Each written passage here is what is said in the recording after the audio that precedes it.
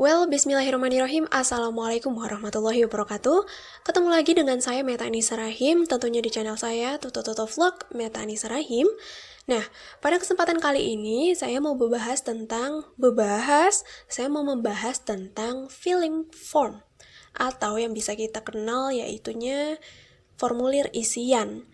Nah, sebelumnya nih teman-teman atau adik-adik nih udah tahu apa belum sih apa itu filling form? Atau udah pernah belum sih ngisi filling form? Atau tahu nggak sih bentuknya filling form itu kayak apa sih? Jenis-jenisnya dan lain-lain, tahu nggak sih? Kebayang nggak sih filling form itu kayak apa sih? Gitu. Jadi kita bakal belajar tentang all of thing about filling form. Oke, yang pertama nih, kita itu bakal bahas tentang pengertiannya. Oke. Nah, jadi formulir isian atau filling form adalah sebuah dokumen isian baik dalam bentuk cetak maupun online yang digunakan untuk menulis dan memasukkan biodata individu, data organisasi, data perbankan, dan perusahaan, dan lain-lain sebagainya. Nah, yang berkenaan dengan kepentingan pribadi maupun perusahaan.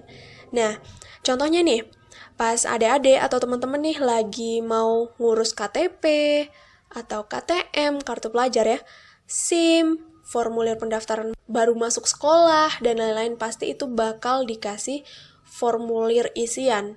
Nah, di situ teman-teman dan adik-adik pasti bakal ngisi, contohnya pertanyaan itu mengisi nama, tempat tanggal lahir, jenis kelamin, alamat, dan lain-lain sebagainya. Dan juga kadang nama orang tua, pokoknya banyak deh yang diisi. Yang penting di situ pertanyaannya pasti singkat-singkat banget ya. Nah, inilah yang disebut dengan filling form atau formulir isian. Nah, selanjutnya nih kita lihat apa aja sih kind of form atau jenis-jenis dari form itu apa aja sih. Nah, yang pertama nih yaitunya purge form. Betul nggak sih purge form? Atau formulir pembelian. Nah, yang kedua yaitu order form atau formulir pemasaran. Nah, selanjutnya itu withdrawal slip atau slip penarikan. Nah, berikutnya yaitu deposit slip atau slip penyetoran. Nah, berikutnya adalah reservation slip atau formulir pemasaran. Nah, selanjutnya medical form atau formulir medis. Selanjutnya school registration form atau formulir registrasi sekolah. Selanjutnya seminar registration form atau formulir registrasi seminar. Kayak gitu ya? Ya, kayak gitu deh kurang lebih. Oke, itu kind of form, tapi itu beberapa. Masih banyak lagi yang lain contohnya ya. Nah, selanjutnya kita lihat nih, apa aja sih karakteristik dari form itu, dari filling form itu, dari formulir isian itu apa aja sih karakteristiknya. Nah, kita lihat yang pertama yaitu sedikit tulisan atau katanya itu tidak berbelit-belit, formal, dan mudah dimengerti tentunya. Contohnya nih, pertanyaan yang ada di form itu pasti nama, tempat tanggal lahir, alamat, nomor telepon, dan lain-lain sebagainya. Selanjutnya, yang kedua nih, karakteristik dari form yaitu perintah pengisian yang jelas atau instruksinya itu jelas. Ini berfungsi supaya yang kita sebagai pengisi form yang mau ngisiin data, yang mau ngentriin data itu nggak kebingungan ngisinya apa sih. Ini pertanyaannya panjang banget sih, jadi saya jawabnya kayak gimana gitu. Jadi di form itu perintah soalnya harus jelas dan instruksinya juga harus jelas. Nah, berikutnya yang ketiga adalah keseragaman atau ditujukan untuk tujuan tertentu. Nah, pertanyaan dalam isian form itu harusnya itu lebih spesifik kayak gitu, lebih spesifik.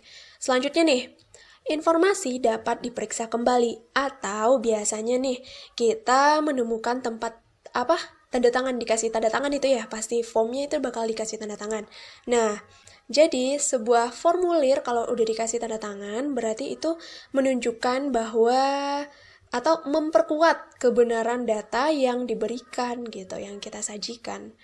Nah, berikutnya, ini yang terakhir nih, yang terakhir yang saya temukan dari karakteristiknya form itu adalah pertanyaan isian harus singkat, sehingga orang yang mengisi formulir tidak perlu menjawab panjang lebar.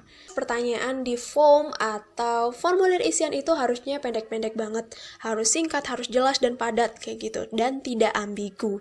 Karena ini itu nggak kayak ngisi esai gitu kan, pertanyaannya pendek, jawabannya panjang banget kayak gitu ya, nggak kayak gitu. Jadi jawabannya singkat-singkat aja, juga pertanyaannya harus singkat kayak gitu, tapi jelas, padat, dan tidak ambigu.